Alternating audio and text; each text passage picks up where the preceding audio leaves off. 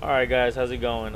This is Gunner, and I know it's been a while since I made a video, but my laptop took a dump and I had to get it fixed. I had to replace the hard drive and install all the software to record games again.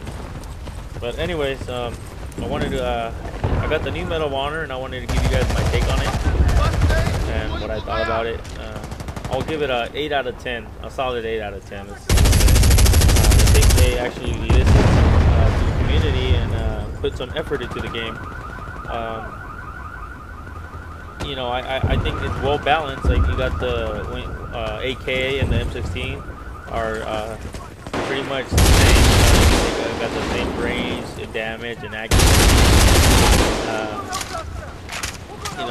It might be different when you look down the sights on it, but other than that, I think it's a well balanced game for either side when you're playing. I believe it's the Ops against the Coalition, or one of those two. Anyways, before I even made this commentary, I went online and looked at some of your guys' comments and what you guys thought about it. And I wanted to address a couple of those things. We'll start off with the maps. I believe, yeah, sure, they do have a problem with spawning. I mean, if you get sniped, the guy on the other side can just sit there and keep sniping me. But as soon as you spawn, there's ways you can get out of it. As an assault rifle has smoke grenades, or as soon as you spawn, just get out of the way. Don't stand there and try to find out where he shot you from. After a while, you'll get used to it. It's not a big problem. At first I was getting a little annoyed, but I kind of worked with it. Second of all, I wanted to say, a couple of guys I was reading say that snipers are way too overpowered. I kind of disagree with that. I think a sniper rifle in this game is, it does what it's supposed to. You get shot with it, it's gonna go down. Just like big guns, big bullets will go down. Now, on Medal of Honor compared to Modern Warfare 2, you can't just spawn and run all the way to the other opposing team spawn and try to kill them. I think the game was made for you to think tactically. So if you really want to get onto the other side, you're gonna have to work your way through the whole building. Use defense, use the building, use cover, and just gotta keep in mind where your teammates are.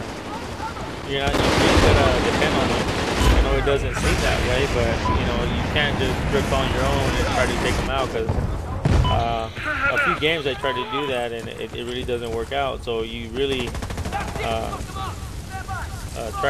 gotta depend on them to a point. What I mean by that is, once I get my score chain, which is almost like a kill streak, I mean, I try to give I believe the defense support. I think it hands out, like, I believe it's the first one's match ammo, and then the second one's intel, or vice versa. But if you get a chance and you start off with that instead of using order strike, you give your team an advantage, because it's almost like using letting them know where the enemies are at, giving them the radar, and that helps you out too, because the less they die,